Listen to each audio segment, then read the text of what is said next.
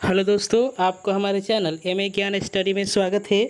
तो चलिए दोस्तों, आज के प्रश्न को स्टार्ट करते हैं और बहुत ही महत्वपूर्ण प्रश्न है। अगर आप बिहार बोर्ड की तैयारी करते हैं तो आज भौतिकी का जो प्रश्न, जो फिजिक्स का जो प्रश्न होंगे, वे सारे महत्वपूर्ण प्रश्न को लेकर आए हैं इस वीडियो के तहत। तो इस वीडियो को लास्ट तक देखिए। तो चलिए, आप पहला प्रश्न स्क्रीन पर देख सकते हैं। पहला प्रश्न जो बोल रहा है कि सामान्य आँख के रेटिना पर बनने वाला प्रतिबिंब।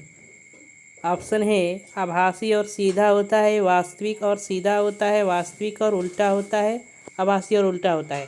आपको इस बात को बताना है कि जो सामान्य व्यक्ति का जो आँख होता है उसके रेटिना पर जो प्रतिबिंब बनता है वो किस प्रकृति का प्रतिबिंब होता है, इस बात को बताना है। तो आपको राइट आंसर हम बताने की कोशिश करेंगे। इसका राइट आंसर हो जाएगा ऑप्शन नंबर सी, यानी वास्तविक और उल्टा जो होता है। सामान्य आँख के रेटिना पर जो प्रतिबिंब बनता है उसकी प्रकृति होती है। और वास्तविक और उल्टा होने के साथ साथ इस बात की भी समझ सकते हैं कि छोटा होती है, वस्तु से छोटा होती है, और आँख उसे क्या करता है, उसको बड़ा करके दिखाता है। अब चलिए दोस्तों, अगले प्रश्न की तरफ हम चलते हैं। अगला प्रश्न आप स्क्रीन पर देख सकते हैं। अगला प्रश्न बहुत ही महत्वपूर्ण प्रश्न है, आपके एग्जाम में सीधे पूछे जाने की संभावना है। तो चलिए दोस्तों, अगला प्रश्न देख सकते हैं। कह रहा है निकट दृष्टि दोष वाला आँख साफ साफ देख सकता है। यानी जिस व्यक्ति को निकट दृष्टि दोष होता है वह कहाँ की वस्तु को साफ साफ देख सकता है, इस बात को पूछा जा रहा है। तो ऑप्शन है कि निकट की वस्तुओं को, दूर की वस्तुओं को, निकट और दूर की वस्तुओं को, केवल बड़ी वस्तुओं को देख सकता है। इस बात का जो सही आंसर हो जाएगा ऑप्शन नंबर ए, यानी ऑप्शन नंबर ए इसका राइट आंसर हो जाएगा कि निकट दृष्टि दोष वाला आँख साफ और साफ जिस वस्तु को देख सकता है तो उस निकट की वस्तु को क्या करता है कि वो साफ साफ निकट दृष्टि दोष वाला आँख देख सकता है। चलिए दोस्तों, अगले प्रश्न की तरफ चलते हैं। अगला प्रश्न आप स्क्रीन पर देख सकते हैं। अगला जो प्रश्न बोल रहा है कि किस दृष्टि दोष के निवारण के लिए अवतल लेंस का प्रयोग किया जाता है। इस बात को यहाँ पूछा जा रहा है कि जो दृष्टि दोष होता है उसके निवारण के लिए अगर अवतल लेंस का प्रयोग किया जाए तो उस दृष्टि दोष का नाम बताना है आपको। ऑप्शन है ए है दीर्घ दृष्टि दोष, ऑप्शन बी है निकट दृष्टि दोष, ऑप्शन सी है अबिंदुकता, ऑप्शन डी है ज़्यादा दूरदर्शिता। इसका राइट आंसर हो जाएगा ऑप्शन नंबर बी, यानी निकट दृष्टि दोष को दूर करने के लिए अवतल लेंस का प्रयोग किया जाता है और दीर्घ दृष्टि के लिए उत्तल लेंस का प्रयोग किया जाता है।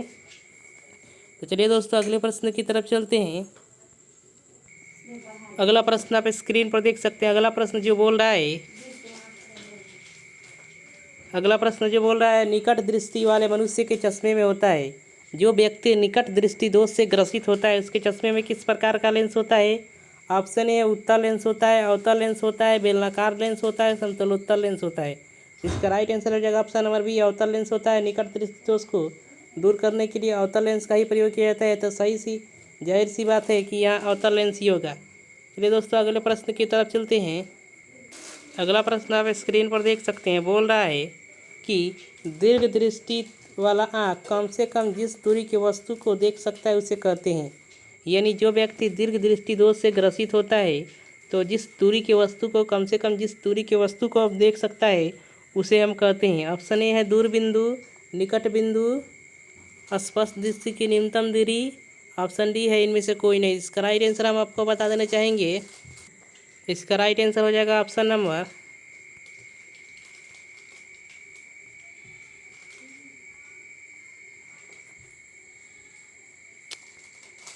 इसको हटाने की कोशिश करेंगे हम।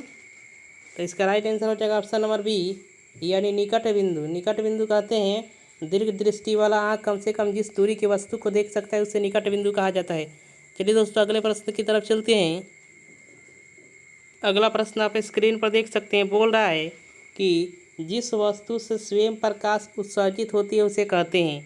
यानी जो वस्तु होता है उससे स्वयं प्रकाश अब उत्सर्जित होती है जिस वस्तु से, उस वस्तु को किस प्रकार की वस्तु कहा जाता है, इस बात को यहाँ पूछ रहा है।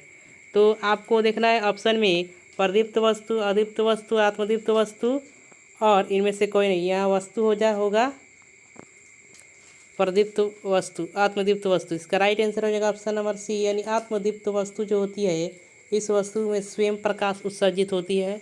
चलिए दोस्तों, अगले प्रश्न की तरफ चलते हैं। अगला प्रश्न आप स्क्रीन पर देख सकते हैं। बोल रहा है कि समतल दर्पण में आपतन कोण परिवर्तन कोण के बराबर नहीं होता। आपतन कोण परिवर्तन कोण के बराबर होता है। आपतन कोण परिवर्तन कोण से बड़ा होता है। आपतन कोण परिवर्तन कोण से छोटा होता है। इस बात को सही आंसर हम बताने की कोशिश करेंगे। ऑप्शन नंबर बी यानी आपतन कोण जो होता है परिवर्तन कोण के बराबर होता है समतल दर्पण में। तो इस बात को आप समझ सकते हैं, आपतन कोण आई परिवर्तन कोण आर के बराबर होता है समतल दर्पण में। जब प्रकाश का परिवर्तन होता है, परिवर्तन के नियम से आप इस प्रकार देख सकते हैं, ये एक समतल दर्पण होता है और यहाँ जो होता है आपतन कोण आने वाली किरणों के द्वारा जो कोण बनता है आपतन कोण होता है, एक परिवर्तन कोण होता है। इस बात को समझ सकते हैं। चलिए दोस्तों अगले प्रश्न की तरफ चलते हैं।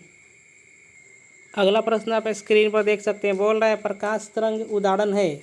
ऑप्शन ए है ध्वनि तरंग का, ऑप्शन बी है विद्युत चुंबकीय तरंग का, ऑप्शन सी है परावैद्युतिक तरंग का, ऑप्शन डी है पराश्रव्य तरंग का। तो इसका राइट आंसर है ऑप्शन नंबर बी यानी विद्युत चुंबकीय तरंग का उदाहरण है प्रकाश का तरंग। जो प्रकाश होता है किस प्रकार का तरंग है, विद्युत चुंबकीय तरंग है, एक प्रकाश तरंग। चलिए दोस्तों अगले प्रश्न की तरफ चलते हैं।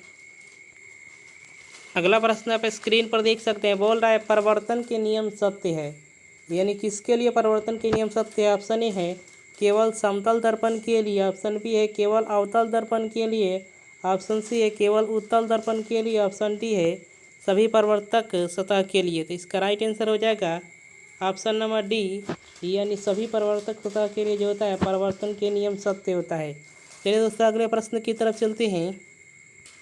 अगला प्रश्न आप स्क्रीन पर देख सकते हैं। अगला प्रश्न जो बोल रहा है आपतन किरण अभिलंब के बीच जो कोण बनता है, यानी आपतित किरण या आपतित किरण होगा, आपतित किरण और अभिलंब के बीच जो कोण बनता है उसे कहते हैं।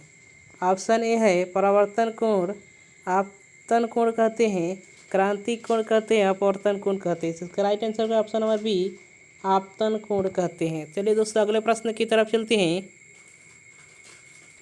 अगला प्रश्न आप स्क्रीन पर देख सकते हैं। बोल रहा है कि परिवर्तन के नियम से आपतन कोण बराबर परिवर्तन कोण, परिवर्तन कोण बराबर अपवर्तन कोण, आपतन कोण बराबर विचलन कोण, परिवर्तन कोण बराबर क्रांतिक कोण। तो इसका राइट आंसर हो जाएगा ऑप्शन नंबर जो ए जो कह रहा है आपतन कोण बराबर परिवर्तन कोण के बराबर होता है परिवर्तन के नियम से। चलिए दोस्तों अगले प्रश्न की तरफ चलते हैं। अगला प्रश्न आप स्क्रीन पर देख सकते हैं। बोल रहा है कि निर्वात में प्रकाश की चाल होती है। ऑप्शन है 3×10⁸ मीटर प्रति सेकेंड, 3×10⁸ सेंटीमीटर प्रति सेकेंड, 3×10⁸ किलोमीटर प्रति सेकेंड, 3×10⁸ मिलीमीटर प्रति सेकेंड। तो इसका राइट आंसर हो जाएगा ऑप्शन नंबर ए यानी 3×10⁸ मीटर प्रति सेकेंड जो होता है निर्वात में प्रकाश की चाल होती है। चलिए दोस्तों यही हम प्रश्न को समाप्त करते हैं और अगले प्रश्न के साथ आपको अगले वीडियो मिलते हैं। तब तक के लिए धन्यवाद। अगर वीडियो अच्छा लगा है तो चैनल को सब्सक्राइब कर दें और वीडियो को लाइक कर दें। चलिए दोस्तों धन्यवाद।